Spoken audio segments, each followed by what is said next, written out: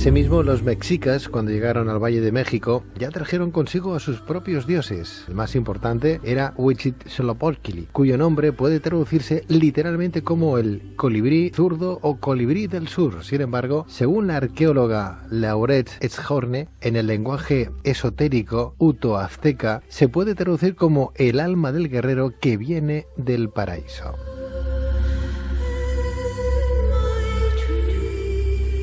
Asimismo, los mexicas trataron de incorporar la cultura y los dioses de las civilizaciones más avanzadas, así como de las civilizaciones más antiguas como la tolteca. En este sentido, conforme los mexicas comenzaron a conquistar a otros pueblos, fueron aceptando nuevos dioses y enlazando sus historias con las de los dioses que ya tenían. Pero ¿cuántos dioses tenían los mexicas? ¿Qué tipo de creencias tenían sobre el más allá? ¿Es cierto que en la cultura mexica o azteca los sacrificios humanos eran una forma de comunión y servicio hacia sus dioses? ¿Cuál era el valor simbólico de la sangre? Para responder a estas preguntas se encuentra con nosotros el profesor, el doctor Marco Antonio Cervera, arqueólogo, escritor y autor del libro Breve Historia de los Aztecas de la editorial Nautilus.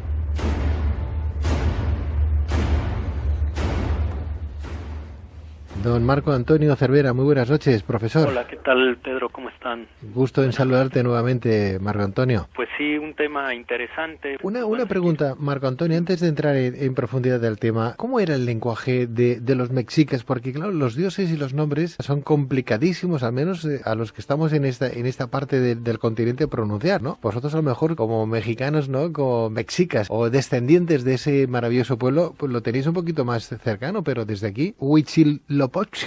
Pronunciar este tipo de dioses, yo no sé si el lenguaje en sí era tan parecido como al pronunciar un dios. De hecho, el idioma náhuatl, porque esto es muy importante decirlo, mucho se ha comentado que se dice que son dialectos, pero realmente son idiomas, ¿no? El otomí, el náhuatl, el mazahua, etcétera, son idiomas. Y bueno, en ese sentido, por ejemplo, la X, que tanto se usa en otras partes del mundo, a través del náhuatl tiene algunos sonidos muy peculiares, como el sh, ¿no? Que acabamos de comentar.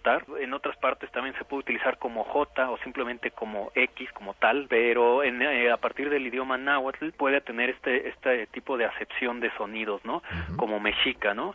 Además, algo interesante es que acá en México todavía hay muchos nombres topónimos, ¿no? Es decir, nombres de lugares y demás, incluso hasta estaciones del metro, que utilizan nombres o aspectos del náhuatl.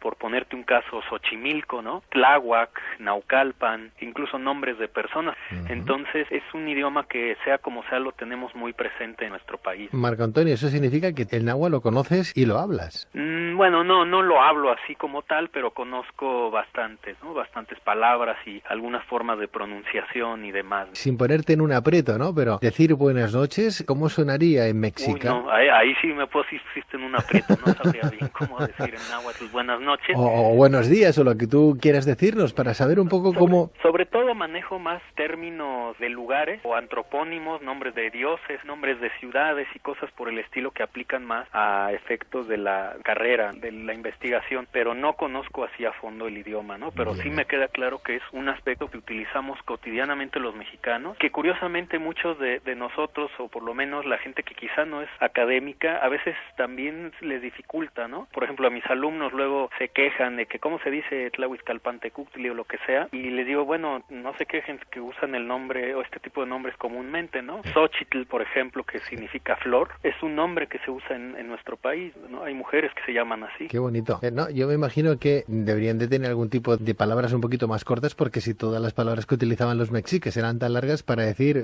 tengo mucha prisa. Sí, no, imagínate. Bueno, hay palabras muy cortas, por ejemplo, agua, se dice atl, por poner un caso, ¿no? Muy bien. Y en la época del Imperio Mexica era el idioma, digamos, como el idioma de alguna manera el oficial, ¿no? Sí. Así como a lo mejor en algún momento en Roma era el latín, acá era el náhuatl, y sí se manejaba de repente la idea de que aquellos que no conocieran este idioma, pues sí se consideraban bárbaros. Sí. ¿Podemos decir que los dioses mexicas fueron fruto del sincretismo o mezcla de las civilizaciones nahuas y de la herencia tolteca o no? Hay un poco de todo. Lo que sí podemos decir, los mexicas lo ubicamos en el posclásico tardío, ¿no? En la última etapa de la historia mesoamericana, por lo que resulta lógico que ellos adoptaran de su pasado, incluso de un pasado muy remoto, claro, en un proceso evolutivo, ¿no? De otras sociedades que a su vez también lo retomaron, ciertos dioses, algunos otros fueron también retomados por culturas contemporáneas a los mismos mexicas y otros fueron inventados por ellos, ¿no? De acuerdo sobre todo a legitimaciones políticas. Entonces, por ponerte un ejemplo, ellos retomaron dioses tan antiguos como Huehueteotl, que era el dios viejo del fuego, ¿no? Huehue, que significa anciano, Teotl, el dios, ¿no? El dios viejo del fuego, que tenemos su presencia desde el formativo, un tiempo muy atrás, en Cuicuilco. Después los teotihuacanos lo retoman, se difunde por buena parte de Mesoamérica y ya para época mexica es concebido también, ¿no? En el panteón. Algunos dioses también que en este caso fueron adoptados más bien probablemente de sus contemporáneos, fue el caso por ejemplo de Jecatl-Quetzalcóatl, este famoso dios Quetzalcóatl, pero bajo la advocación del dios del viento, que era el dios patrono de los huastecos, un pueblo contemporáneo a los mexicas. Antes hablábamos, Marco Antonio, de esos sacrificios de sangre. ¿A qué dios se lo ofrecían? Le ofrecían el corazón, ¿no? Pues hay de todo. Lo más común es que más allá del corazón, lo importante era la sangre. Pero bueno, finalmente el corazón sí también era lo más preciado. Pues a todo tipo de dioses, ¿no? La obra de Fray Bernardino de Sahagún nos menciona la cantidad de ofrendas de sangre y de sacrificio de todo tipo, porque había varios tipos de muerte ritual, no nada más el extraer el corazón. Pero bueno, el más importante, o así se maneja, uno de los dioses más importantes, el dios patrono precisamente de los mexicas, será Huitzilopochtli. Y lo más interesante de este dios Huitzilopochtli es que de él deriva el nombre de México, porque otra de las acepciones que tiene este personaje, su segundo nombre es el de Meshi, y precisamente por ser Meshi el dios patrono de este pueblo en cuestión, o sea, los mexicas, de ahí deriva el nombre de México, ¿no? Qué interesante. ¿El número 3 significa algo para vosotros? ¿Había una trilogía? ¿Había un panteón regido por números, por ejemplo?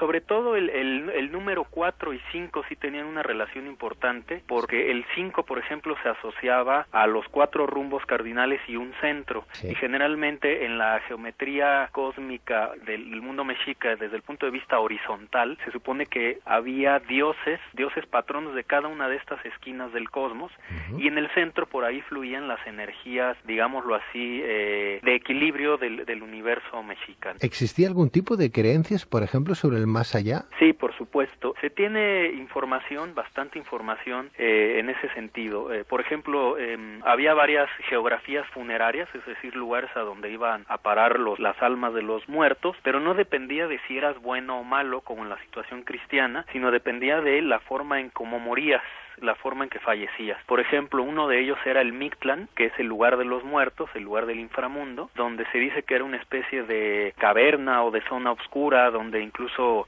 había pus y se oían lamentos y demás. No podemos decir que exactamente es un infierno, también sería un error, aunque los cronistas de repente lo hacen referencia de esta manera.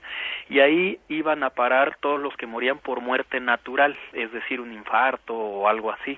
Otra geografía funeraria también sería el Tlalocan, el dios patrono de esta zona precisamente era Tlaloc, era una especie de paraíso donde había flores, mariposas, etcétera, incluso donde se jugaba el juego de pelota de una manera muy peculiar, y ahí iban a parar solo los que morían por asuntos relacionados con el agua, la lluvia, el trueno, etcétera. Entonces, como puedes ver, no necesariamente tenía que ver con que fueras bueno o malo. Otro lugar, este también es interesante, es uno que se llamaba el Chichihualcalco, que es donde iban a parar los niños que morían en parto. Este lugar era como una especie de árbol que estaba repleto de pechos femeninos, y lo que era es para amamantar a los niños. Entonces por eso se llama el Chichihualcalco. De hecho, este término de chichi lo utilizamos en México para designar a los pechos femeninos, y es un término también del náhuatl.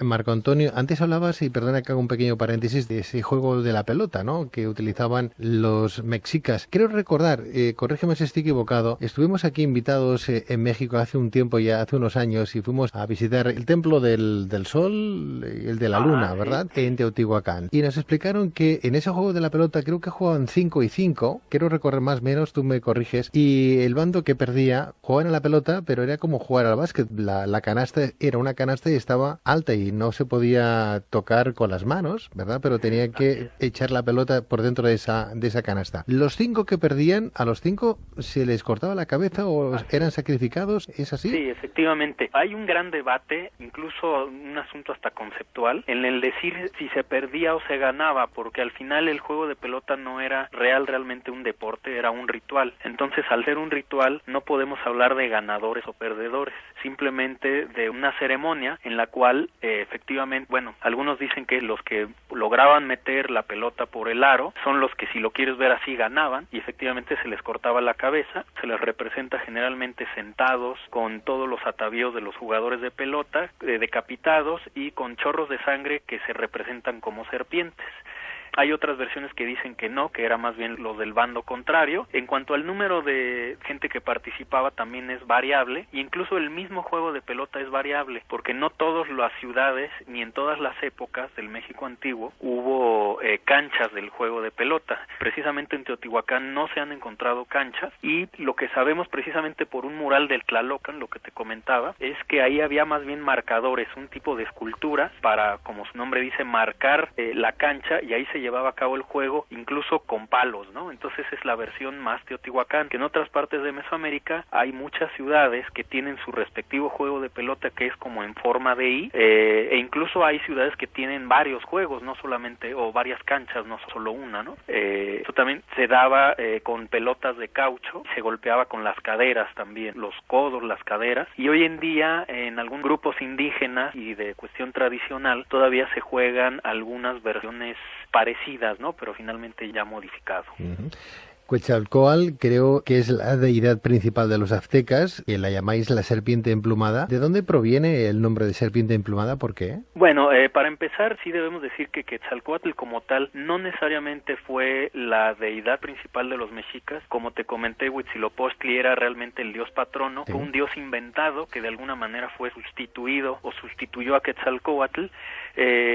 Quetzalcóatl, pues se tiene información en fuentes escritas, se tiene información de esta deidad, se le representa como precisamente una serpiente emplumada. Quetzalcóatl viene del término quetzal, de esta ave preciosa de la zona de Chiapas. Cóatl, ¿no? Como la serpiente, es una serpiente que está emplumada como quetzal, precisamente un personaje mítico, y que tenemos cierta información desde Teotihuacán, o quizá antes, ¿no? Pero con el paso del tiempo esta deidad se fue modificando, e incluso hay registros ya para la época tolteca de personajes históricos llamados de esta manera. Quien funda Tula se le llama Seacatlitopiltzin Quetzalcóatl, es decir, el Quetzalcóatl hombre, que también probablemente fue después divinizado, y llega a tal grado la importancia de este personaje no solo para los mexicas, sino en general para toda Mesoamérica, que hay quien propone que para el epiclásico y posclásico temprano, hablamos de los años 700 al 900 después de Cristo, un grupo que se le llamó los Ulloanos, esta es una propuesta de Alfredo López Austin y Leonardo López Luján, que plantean que un grupo multiétnico, digámoslo así, trató de homogenizar toda la situación política, religiosa y cultural mesoamericana a través de una revalorización de la doctrina a la serpiente emplumada, le dejamos como serpiente emplumada, y que se fue adoptando en otras partes de Mesoamérica incluso con otros nombres, como en la zona maya se le llamaba Cuculca, incluso al grado de que los gobernantes se investían como serpiente emplumada, y era, digamos, ya incluso un título hasta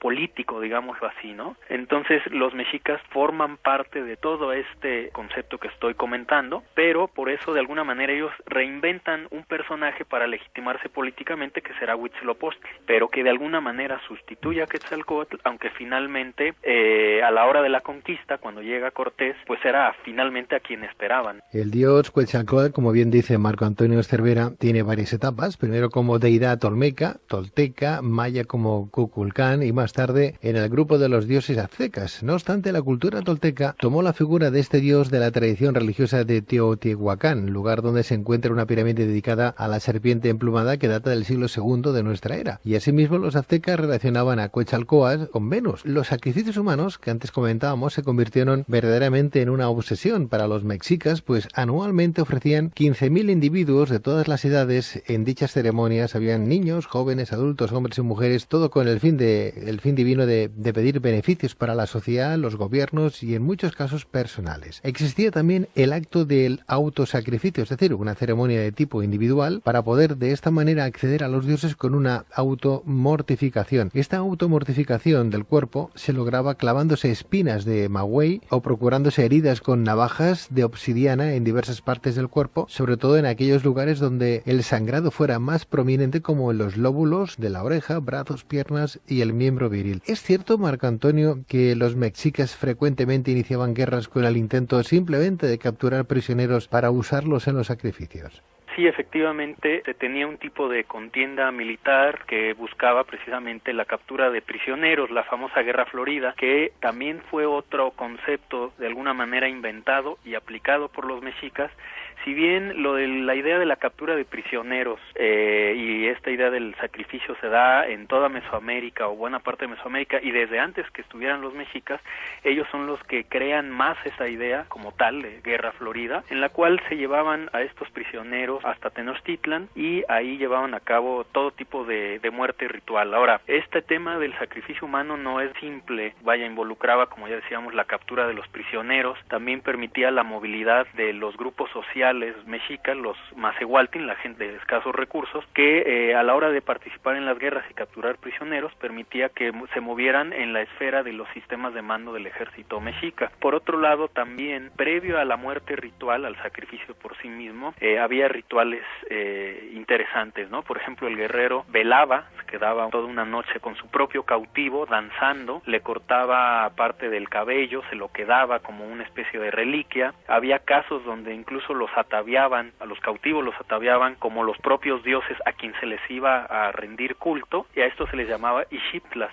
entre otros casos, ¿no? Y ya después vendría la muerte ritual, que la más común es precisamente la extracción de corazón, pero también estaba la decapitación, la muerte por flechamiento, ataban al prisionero y lo flechaban con arcos y con atlatl, ¿no? Con lanzadardos. Desde luego estamos disfrutando, hemos disfrutado y seguiremos disfrutando de Marco Antonio Cervera siempre que él nos lo permita, no solamente a través de la radio, sino a través también de su trabajo y de sus libros. El último libro publicado, Breve Historia de los Aztecas, de la editorial Nautilus, un libro a recomendar. Marco Antonio Cervera, arqueólogo, escritor, mil gracias por estar esta noche y a disfrutar hasta una nueva ocasión, que tengamos el gusto de tenerte de nuevo. Gracias a ustedes, y aprovecho también para decir del nuevo libro que salió, que se llama Guerreros Aztecas, también de la misma editorial. Pues volveremos entonces a hablar en breve. Muchas gracias. A ti, Marco Antonio, un fuerte abrazo. Igualmente. Buenas noches.